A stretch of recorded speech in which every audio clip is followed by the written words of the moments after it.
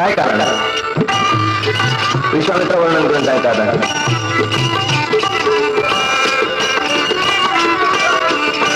गौतम नारी श्राप बस उपल देह धरी धीर चरण कमल रज चाहते चरण कमल रज चाहते कृपा करहो रघुवीर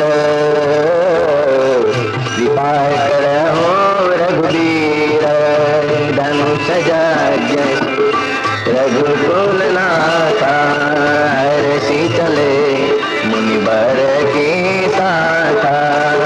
राघव, गौतम महामुनींची पत्नी अहल्या, त्या अहल्याला गौतम ऋषींनी शाप दिलेला आहे आणि गौतमांचा आशीर्वाद आहे. गौतमांनी शाप दिलेला आहे जोपर्यंत त्रेतायुग येत नाही, त्रेतायुगात रामचंद्र प्रभू अवतीर्ण होणार, आपला चरण स्पर्श करतील त्यावेळी तुझा उद्धार होईल. राघव, आता चरण स्पर्श कर, तुझ्या चरण स्पर्शाची वाट पाहत पडलेली आहे या ठिकाणी. आणि रामचंद्र प्रभू फिरू लागले आश्रमामध्ये, फिरता फिरता सहज रामचंद्र प्रभूचा चरण लागला. चरण रज लागता बरोबर दोन प्रकारचं वर्णन, काही ठिकाणी येते चरण रज आणि काही ठिकाणी येते चरण स्पर्श झाला. चरण स्पर्श होता बरोबर एकदम शिरेमधून अहल्या प्रकट झाली. परस परसत पद पावन शोकन सावन प्रगट भई तप कुंज सही. परसत पद शोकन सावन प्रगट भई तप कुंज देखत रघुनायक जन सुखदायक सन्मुख होई कर जोरी रही. देखत रघु रामचंद्र प्रभूचा स्पर्श होता बरोबर जे चरण पवित्र आहेत, सर्व शोकांचा नाश करणारे आहेत, त्या चरणाचा स्पर्श करून जणू काही तपश्चर्याची राशी अहल्या प्रकट झाली. रामचंद्र प्रभूला पाहून सुखदायक प्रभूच्या समोर हात जोडून उभे राहिले. प्रेमाने शरीर पुलकित झालं, मुखामधून शब्दही निघत नव्हते. भाग्यवान भगवंताच्या युगल चरणाला वंदन करून दोन्ही डोळ्यांमधून अश्रुधारा वाहत होत्या. अहल्याच्या धैर्य धारण करून अतिशय निर्मळ वाणीने अहल्या स्तुती करू लागली रामचंद्र प्रभूची. मै नारी अपावन प्रभु जग पावन रावण री पूजन सुखदाई. पावन प्रभु जग पावन रावण री पूजन सुख. राजीव बिलोचन भव भय मोचन पाहि पाहि शरण आई. राजीव बिलोचन प्रभू, ही अपवित्र नारी, अपवित्र स्त्री, आपण राक्षसांचा नाश करणारे, राक्षसांचा वध करणारे, आपल्याला शरण आले प्रभू. मुलींनी मला जो श्राप दिला, केवळ श्राप नव्हे, मग उलट पक्षी मुलींनी फार चांगलं केलं. श्राप दिला नसता तर आपले चरण दर्शन मला झालं नसतं. आपल्या चरणाचं दर्शन झालं, हा मुलींचा शाप म्हणजेच माझ्यावर जणू काही फार मोठा अनुग्रह झाला. डोळे भरवून तुमचं दर्शन केलं. एकच विनंती आहे प्रभू माझे, की केव्हा सुद्धा मला तुमचा विसर पडू नये. विनती प्रभू मोरी मैं माती भोरी नाथन मागूं बर आना.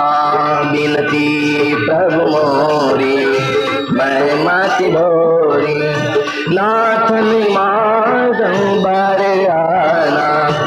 जय पद सुर सरिता परमा पुनीता प्रगट भई शिव शेष धरी. जय पद सुर सरिता परमा पुनीता प्रगट भई शिव शेष धरी. ज्या चरणापासून सुरसरी गंगा नदी प्रगट झाली, अतिशय पवित्र गंगा, ज्या गंगेमध्ये स्नान करून सर्व जगत पवित्र होत असते, ती पवित्र गंगा ज्या चरणापासून प्रगट झाली,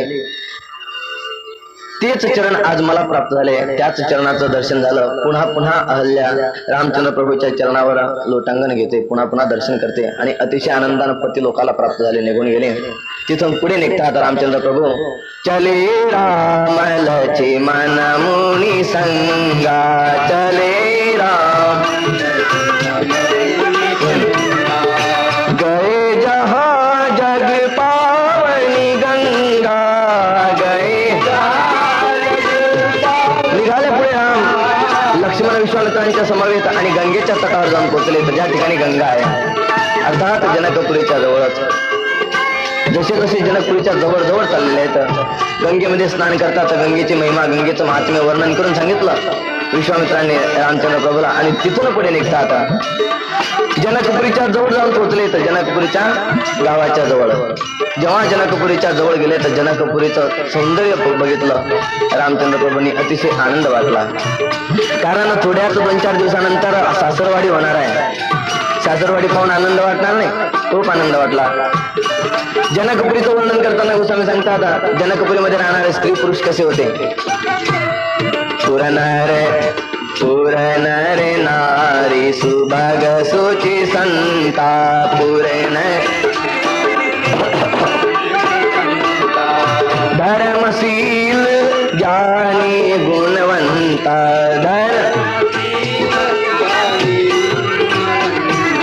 धर्मशील ज्ञानी गुणवंता,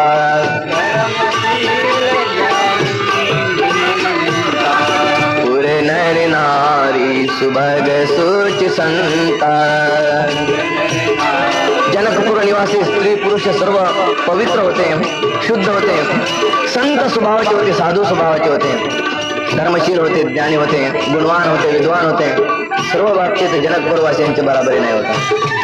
जेवढं वर्णन करावं थोडंच आहे. जनकपूरच्या बाहेरच असणाऱ्या आंब्याच्या वृक्षांच्या बागा आंबावाडी म्हणतात त्याला, आंबराई, खूप आंबराया सुद्धा होत्या. त्या फुलवाड्यांमध्ये सरोवर होते, सरोवरामध्ये कमळ प्रफुल्लित झालेले होते. आणि असं वातावरण पाहून विश्वामित्र सांगतात राघव आजच्या दिवस आपल्याला याच ठिकाणी निवास करायचा.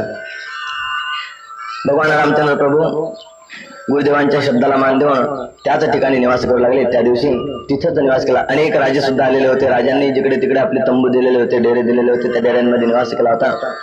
जनक राजाला माहिती पडलं महामुनी विश्वामित्र आलेले आहेत. जनक राजाने शतानंदांना सोबत घेतलं. पुरोहित होते शतानंद जनक राजाचे. शतानंदांना सोबत घेतलं आणि शतानंदांना सोबत घेऊन अनेक सैन्य सुद्धा सोबत घेऊन ब्राह्मणांना सोबत घेतलं.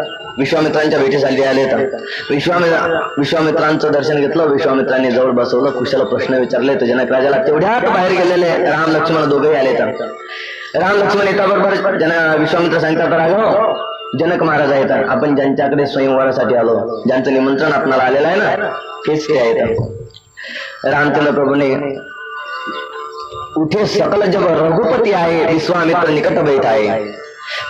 विश्वामित्रांनी जवळ बसवलं त्यांना आणि राम येताबरोबर सर्वचे सर्व उठून उभे राहिले. जणू काही रामाचा प्रभावच तो.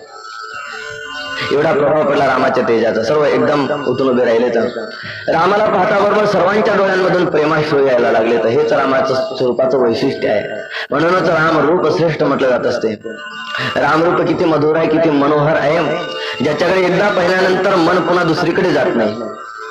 अशी मधुर मनोहर रामाची मूर्ती पाहिले. सर्वांच्या डोळ्यामधून प्रेमाश्रू आले. हे सर्व साधक होते ज्यांच्या डोळ्यामधून प्रेमाश्रू येत होते. पण सिद्ध असणारे जनक राजा जे नित्य विधेय राहत होते, ज्यांना कधी देहाचं भान राहत नव्हतं, अशा विधेय राजाची सुद्धा दशा काय. मूर्ती मधुर मनोहर देखी भया उभी दे विशेषी.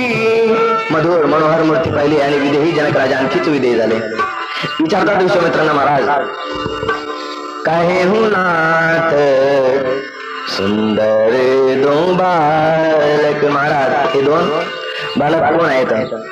मुनिकुल तिलक आहेत का नृपकुल पालक आहेत. कोणत्या साधूंचे ऋषींचे पुत्र आहेत अथवा कोणत्या राजाचे पुत्र आहेत, राजपुत्र आहेत, किंवा ब्रह्मा प्रत्यक्ष युगल स्वरूप धारण करून आलेला आहे का वेदाने श्रुतीने ज्याचं नीतीनेची म्हणून वर्णन केलं तोच परमात्मा उभय रूप धारण करून आलेला आहे. उभय वेशधरी की स्वयावा. कारण सहज वैराग्य बसणारं माझं मन, परंतु यांना पाहता बरोबर थकीत झालं, आश्चर्यचकित झालं आणि माझं मन यांच्याकडे लागलं, यांच्याकडे आकर्षित झालं. कुठंच माझं मन आकर्षित होत नाही, पण आज यांच्याकडे आकर्षित झालं. काय कारण आहे? विश्वामित्र म्हणतात, राजा तुझा निर्णय काही व्यर्थ नाही, तुझा निर्णय अगदी योग्य आहे.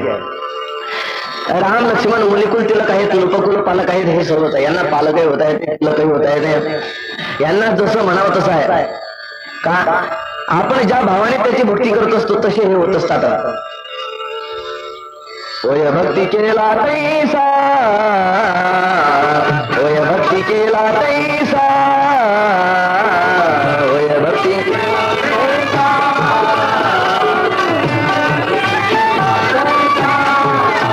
पुरवी धरावी इच्छा, पुरवी पुरवी धरावी इच्छा, पुरवी धरावी इच्छा, धरावी इच्छा. होय भक्ती केला तैसा, होय भक्ती केला तैसा, होय भक्ती केला तैसा. जशी भक्ती करावी तशा प्रकारचा तो होत असतो. जसा भाव असेल त्या भावाने तो परमात्मा दर्शन देत असतो. हे दशरथ राजाचे पुत्र आहेत. माझ्यासोबत मी माझ्या यज्ञाच्या रक्षणासाठी आणले होते. माझ्या यज्ञाचं रक्षण करून आता स्वयंवरासाठी जनकपूरला सुद्धा घेऊन आलो होतो. जनक राजालाही आनंद वाटला आणि तिथून नगरामध्ये राहण्याची सुविधा केली विश्वामित्रांची, राम लक्ष्मणाची. राम लक्ष्मण विश्वामित्र जनकपूरला जाऊन एका राजमहालामध्ये निवास करतात. राजमहालात निवास केल्यानंतर दुपारचं जेवण झालं आणि जसा दिवस बाजूला झाला दुपारवर, म्हणजे आताचीच वेळ झाली होती. आताची वेळ झाली तेव्हा लक्ष्मणाच्या मनामध्ये एक संकल्प टाकला रामचंद्र प्रभूने. रामाला वाटलं सासरवाडी होणार 2 दिवसानंतर, सासरवाडी झाल्यानंतर काही गल्ली गल्ली फिरता येणार नाही. गल्ली गल्ली फिरायची असेल तर हातात बघायला चान्स, पुन्हा चान्स मिळणार नाही. मग आता पाहण्यासाठी आपण पाहावं, पण जावं कसं पाहण्यासाठी, म्हणून लक्ष्मणाच्या मनात संकल्प टाकला, सूक्ष्म संकल्प. लक्ष्मणाला इच्छा झाली नगर पाहण्याची आणि लक्ष्मणाचा संकल्प पूर्ण करण्यासाठी रामचंद्र प्रभू, कारण लक्ष्मणाला जरी मनामध्ये इच्छा निर्माण झाली तरी पण लक्ष्मण स्वतःच बोलू शकत नाही, संकोच वाटला लक्ष्मणाला. काही म्हाताऱ्या माणसांना जर काही ऊस खाण्याची इच्छा झाली ना, स्वतः खात नाहीत, मग ते म्हणतात सुनबाईला सांगतात, सुनबाई तो ऊस आणि इकडे बाळाला सोडून देतो. बाळाला ऊस सोडून देतो आणि त्या ऊसाच्या ज्या शिवट्या राहतात ना, त्या शिवट्या बिचारा म्हातारा चावत चावत त्यातला रस टाकत राहतो. आतला गाभा बाळालाच देतो, पण शिवट्यातला रस मात्र म्हातारा छाकतो. स्वतः कसा काही लोक म्हणतात, अहो म्हातार पण झालं तरी ऊस खायची इच्छा गेलीच नाही अजून. मग तसं लक्ष्मणाला नगर पाहण्याची इच्छा झाली. निमित्त रामाचं, रामाकडून विश्वामित्रांकडे वशिला लावला. रामचंद्र प्रभू विश्वामित्राकडे आले. नाथ लखन पुरु देखन चाही, प्रभु सकोच डर प्रगटन कहाही. नाथ गुरुदेव, लक्ष्मणाच्या मनामध्ये जनकपूर पाहण्याची इच्छा आहे. जर तुमची आज्ञा असेल तर जाऊन लक्ष्मणाला नगर दाखवणं ताबडतोब येतो. विश्वामित्र आज्ञा देतात. राघव, धर्मसेतू पाहिला का तू म्हणता, तू धर्मसेतूचं रक्षण करणार आहे. जा, तुला कोणतीच मर्यादा सांगण्याची गरज नाही, कारण सर्व मर्यादेचं पालन करणारा तू आहेस. हा, तुझ्या ठिकाणी जर श्रीकृष्ण असते तर श्रीकृष्णाला सांगावं लागलं असतं की जरा खोड्या करायच्या नाही, कोणाला मारायचं नाही. पण रामचंद्र प्रभूला सांगण्याची आवश्यकता नाही. मर्यादा पुरुषोत्तम म्हटलं जात असते. श्रीकृष्ण परमात्मा पुष्टी पुरुषोत्तम आहे, रामचंद्र प्रभू मर्यादा पुरुषोत्तम आहे. धर्मसेतू पालक तुम दाता, प्रेम बिबस सेवक सुख दाता. आणि जाण्याचं कारण तुझं मलाही कळलं. प्रेम बिबस सेवक सुख दाता. तुझ्या प्रेमाने विवश झालेले जे तुझे सेवक आहेत त्यांना सुख देणारा तू आहेस. भक्तांना सुख देण्यासाठीच तू लीला करतोस. जनकपुरीला तू जनकपूर पाहण्यासाठी जात नाहीस, मग जे तुझे भक्त तुझ्या दर्शनासाठी व्याकुळ झालेले आहेत त्यांना दर्शन देण्यासाठी. म्हणून भक्तांना दर्शन देण्यासाठी, प्रेमी भक्त होते त्यांना प्रेमाच्या सफलतेसाठी, ज्ञानी भक्त होते त्यांना ज्ञानाचा साक्षात्कार करून देण्यासाठी रामचंद्र प्रभू जनकपूर पाहण्यासाठी निघाले लक्ष्मणासमवेत. जेव्हा जनकपूरमध्ये प्रवेश केला रामचंद्र प्रभूने, जनकपूरमध्ये फिरत असताना नगरात प्रवेश केला. मोठमोठाल्या गल्ल्या, पिवळ्या रंगाचे पितांबर धारण केलेले दोघांनी, तर्कस बांधलेले आहेत, हातांमध्ये सुंदर धनुष्य बाण आहेत. एक गोऱ्या वर्णाचा लक्ष्मण आणि श्याम वर्णाचा रामचंद्र प्रभू दोघांना पाहून सर्व जनकपूर निवासी देहभान विसरत होते. या दोघांकडेच पाहत होते. लहान लहान मुलं होते. लहान लहान मुलं या राम लक्ष्मणाच्या समवेत फिरत. मोठी माणसं फक्त पाहत होते आणि आनंद लुटत होते. स्त्रिया लपून बस असं आतून आडून पाहत होत्या. स्त्रिया प्रत्यक्ष पाहत नाहीत. गोस्वामीजींनी स्त्रियांसाठी मर्यादा दाखवली की स्त्रिया प्रत्यक्ष रोडवर येऊन पाहत नाहीत. मग स्त्रिया घरामधून खिडकीमधून पाहतात किंवा घराच्या वर जो गॅलरी असते गॅलरीमधून पाहतात आणि वर्णन करतात, परिचय करून घेतात. माणसं परिचय करून घेत नाहीत. स्त्रियांना जास्त परिचय करण्याची आवड असते. माणसांमध्ये लवकर परिचय नाही. आपल्या त्यांची भेटही होत असते, जेवणही करतात, पण ते कुठले काही माहिती नाही वा कुठले असतील नसतील काही नाही. फक्त जेवण झालं, बोलचाल झाले, ते निघून जातात, हे निघून जातात. पण स्त्रियांचं मात्र सुरुवातीपासून परिचय. मग तुमचं घर कुठं, अमुक ठिकाणी, तिथं तर माझी मावशी राहत असते, फार चांगला आहे, मी येईल त्या ठिकाणी, पण तू परत येताना मात्र जरूर माझ्या घरी थांब, आता 1 तास तुला 1 कप चहा करते. खूप त्यांना परिचयाची इच्छा, परिचय घेण्याची आवड. म्हणून सर्व स्त्रिया परिचय घेतात रामाचा. बालक रामचंद्र प्रभूच्या सोबत चालतात. एक स्त्री म्हणू लागले, सखी किती सुंदर दिसतात दोघेही, एक श्याम वर्णाचा एक सावळ्या वर्णाचा. कोण असतील बरे? हा वर सीतेसाठी फार योग्य दिसतो, जो सावळ्या वर्णाचा आहे. देखी राम छबी को एक कहीं जो को जानकी यहाँ बर आहे. जानकीसाठी सीतेसाठी हा एक वर फार योग्य शोभून दिसतो. एक म्हणाले, सखी पण तुला माहिती आहे जनकराजाने केवढा मोठा पण लावलेला आहे धनुष्य यज्ञाचा. एवढा मोठा धनुष्य भंग करणे या लहानशा मुलाच्या स्वाधीन नाही. हा छोटासा बालक आणि एवढा मोठा धनुष्य कसा भंग करू शकेल? तिसरी सती म्हणाली, अगं मला तर माहिती आहे की हे विश्वामित्रांच्या समवेत आलेले आहेत. दशरथ राजाचे पुत्र आहेत. श्याम वर्णाचा दिसतो, कौशल्या पुत्र आहे. गौर वर्णाचा दिसतो, हा सुमित्रानंदन आहे, लक्ष्मण. एक राम एक लक्ष्मण. विश्वामित्रांच्या यज्ञाचं रक्षण यांनीच केलं. मारीच्या सुभाऊ सारख्या राक्षसांचा नाश केला. अगं सखी हे दिसायला लहान दिसतात, परंतु यांची शक्ती फार महान आहे. मूर्ती लहान पण कीर्ती महान. अशातले हे दोघं दिसतात. चौथी सखी म्हणाले, सखी जर विधाता चांगला आहे, आमच्यावर विधात्याचं प्रेम असेल तर खरोखर आमच्या सीतेला हाच वर मिळेल. म्हणजे त्या निमित्ताने तरी हे पुन्हा पुन्हा आमच्या जनकपूरला येत राहतील आणि आम्हाला यांचं दर्शन होत राहील. जर सखी असं झालं नाही तर आम्हाला पुन्हा यांचं दर्शन घडणं फार दुर्लभ आहे, फार अशक्य आहे. अशा स्त्रिया वर्णन करतात. बालक रामचंद्र प्रभूला घेऊन रंगभूमीमध्ये गेले, ज्या ठिकाणी रंगभूमी होती. आणि तिथं जाता बरोबर रामचंद्र प्रभूला दाखवू लागले, प्रभू ही धनुष्याची जागा, हे जे आसन दिसतात हे राजांची आसनं, हे जे महासन दिसते या महासनावर जनक महाराज विराजमान होतील. हे इकडे स्त्रियांची जागा, प्रत्येकाचे राहण्याचं ठिकाण, राहण्याचे आसनं ते बालक दाखवत होते रामचंद्र प्रभूला रंगभूमीमध्ये, जे स्वयंवर भूमी होती स्वयंवर भूमीमध्ये. पण प्रभू तुम्ही सुद्धा मोठे आहात, तुम्ही जनक राजाचे प्रिय पाहुणे आहात. आणि बोलता बोलता एकदम वाणी कुंठित होऊ लागले लहान बालकांचे. प्रभू आम्ही मात्र या ठिकाणी येऊ शकणार नाही. जनकपूरवासी आम्ही दूर राहणार. प्रभू ते दिसते ना भिंत, त्या भिंतीच्या वर आम्ही दूर राहणार. तुम्ही मात्र या ठिकाणी या सभेमध्ये कोणत्या तरी सिंहासनावर विराजमान असणार. मग तुम्हाला एक आम्ही खूण सांगून ठेवतो प्रभू, तिकडे दूर आम्ही बसणार. तिकडे फक्त जेव्हा तुम्ही या ठिकाणी याल आमच्याकडे लक्ष द्यायचं. आता तर तुम्ही आमच्याकडे पाहतात, पण त्याही वेळी आमच्याकडे लक्ष द्यायचं. जर तुम्ही आमच्याकडे पाहिलं ना अतिशय आनंद वाटेल आम्हाला. आणि असं म्हणून संध्याकाळ झाली असं पाहता बरोबर रामचंद्र प्रभू सांगतात, लक्ष्मणा संध्याकाळ झालेली आहे, वेळ झाली, चल. गुरुदेव नाही तर आपल्याला दटावतील, गुरुदेव शिक्षा करतील. गुरुदेवांची भीती वाटली.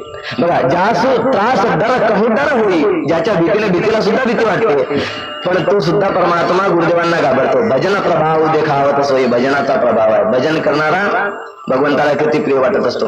भगवंताला कोणाची भीती वाटत नाही, पण भजन करणाऱ्याला मात्र भगवान घाबरतात.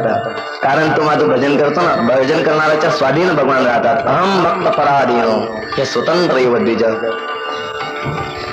तिथून सर्व मुलांना पाठवून दिलं. सर्व मुलं फार प्रेमाने सद्गदित कंठाने रामचंद्र प्रभूला विदा देतात, परत येतात. आणि राम लक्ष्मण दोघं विश्वामित्रांच्या जवळ येतात, विश्वामित्रांची सेवा करतात, विश्वामित्रांचे पाय दाबतात. बघा, परब्रह्म परमात्मा सुद्धा विश्वामित्रांच्या चरणांची सेवा करतात, गुरुदेवांच्या चरणांची सेवा करतात. जेव्हा विश्वामित्र आज्ञा देतात, विश्वामित्रांनी आज्ञा दिल्यावर लक्ष्मण रामाची सेवा करतो आणि रामाची आज्ञा झाल्यावर नंतर लक्ष्मण झोपतो. अगोदर विश्वामित्र झोपतात, नंतर राम झोपतात, तदनंतर लक्ष्मण झोपतो. सकाळी उठताना मात्र क्रम उलटा, सर्वांच्या अगोदर लक्ष्मण उठतो, लक्ष्मणानंतर राम उठतात आणि लक्ष्मण रामाच्या नंतर विश्वामित्र उठतात.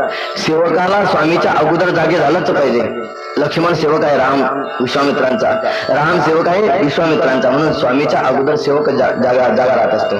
सकाळी उठले, स्नान वगैरे करून विश्वामित्रांचं स्नान झालं, पूजेसाठी पुष्प आणण्यासाठी गुरुदेवांची आज्ञा घेऊन जनक राजाच्या पुष्पवाटिकेमध्ये प्रवेश करतात राम लक्ष्मण दोघेही. चारही दिशेला इकडे तिकडे बघितलं. लक्ष्मणाने सांगितलं, प्रभू आता पुष्प तोडायला काही हरकत नाही, कारण बरेचसे पुष्प उमललेले आहेत. सूर्य थोडासा वर आलेला होता, आकाशामध्ये सूर्यकिरण पडलेली होती कोवळी कोवळी. काही सूर्याला पाहून फुलं प्रफुल्लित झालेली होती, काही अगोदरच प्रफुल्लित झालेली होती आणि काही सूर्यवंशातला सूर्य रामाला पण प्रफुल्लित होत होते. रामचंद्र प्रभू सांगतात, लक्ष्मण जोपर्यंत या ठिकाणी माळ्याला विचारत नाही आपण तोपर्यंत फुलं तोडण्याचा आपल्याला काही अधिकार नाही. नाही पण प्रभू आपण पाहुणे आहोत ना, आपल्यासाठी काय बंधन? 7 दिवस कथा करायची, कोणाच्याही वाडीत जायचं, कोणाच्याही लिंब तोडायचे, फुलं तोडायचे, काही बंधन आपल्याला? आपण यांचे सर्वांचे आवडते नाही लक्ष्मण, मर्यादा आहे, तोडायचे नाही.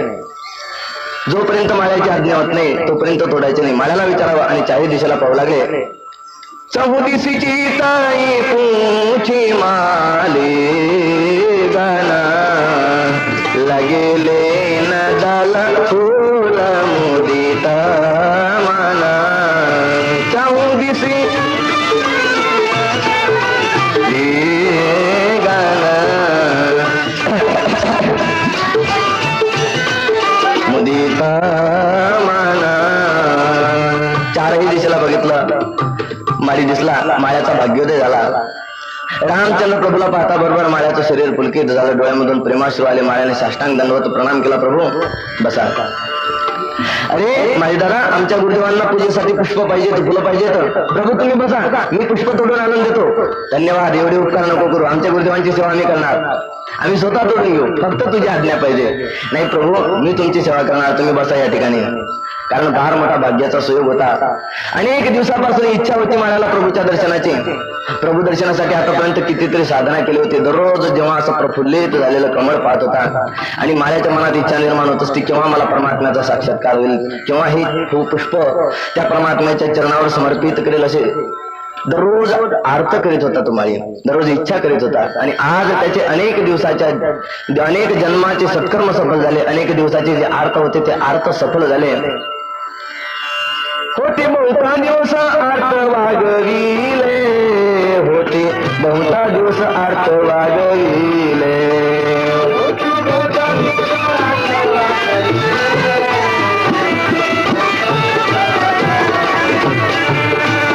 आजी अकस्मात फळ देऊ आले, आजी अकस्मात फळ देऊ आले.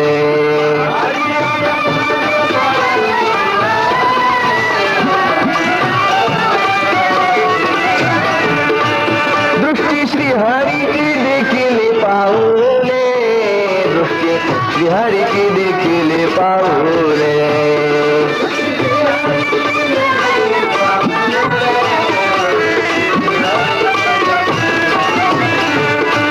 घेतले जन्म मागे सार्थक त्यांचे झाले,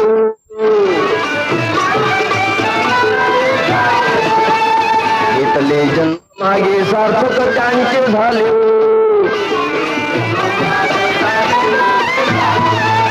घेतले जन्म मागे त्यांचे झाले.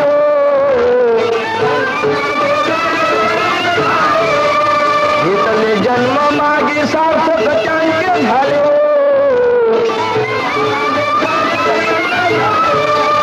धन्य हे आनंदाची सापडली वेळ, धन्य हे आनंदाची सापडली वेळ, धन्य हे आनंदाची सापडली वेळ, आनंदाची सापडली वेळ, धन्य हे आनंद.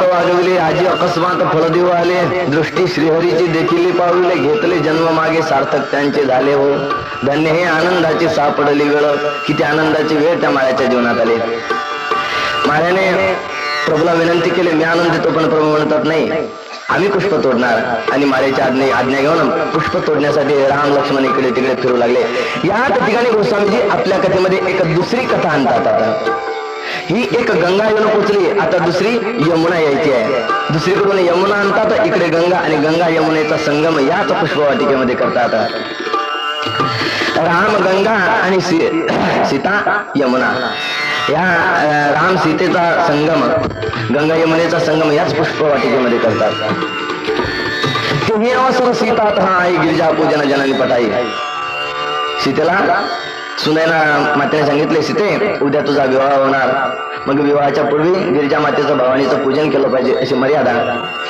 अशी परंपरा आहे रूढी आहे जा आपल्या पुष्पवाटिकेमध्ये मध्यभागी सरोवर आहे सरोवराच्या काठी जे मंदिर आहे ना गिरिजा भवानीचं पूजा करून ये आणि सीता आईची आज्ञा घेऊन आपल्या अष्टसख्यांसमवेत पूजन करण्यासाठी निघाली 8 सख्या होत्या सीते बरोबर संग सखी सब सुभग सयाने सख्या काही येळपट बावळट नव्हत्या मग संग सखी सब सुभग सयाने सर्व शहाण्या होत्या बरे काही बेस्वर नव्हत्या ओरडणाऱ्या गाव हे गीत मनोहर बाणी मनोहर स्वराने त्या गीत गात होत्या अशा प्रकारे येऊन पोहोचल्या आता गिरिजा मातेच्या मंदिरात एका सखीला इच्छा झाली फुलवाडी पाहण्याची बरेच दिवस झाले आपण इकडे आलो नाही बघावं जरा फुलवाडी आणि गेली फुलवाडी पाहण्यासाठी फुलवाडी तर फिरता तिने राम लक्ष्मणाला पाहिलं आणि राम लक्ष्मणाला पाहता बरोबर शरीर पुलकित झालं अष्टसात्विक भाव तिच्या शरीराच्या ठिकाणी निर्माण झाले धावत आली सीतेकडे सीते बघ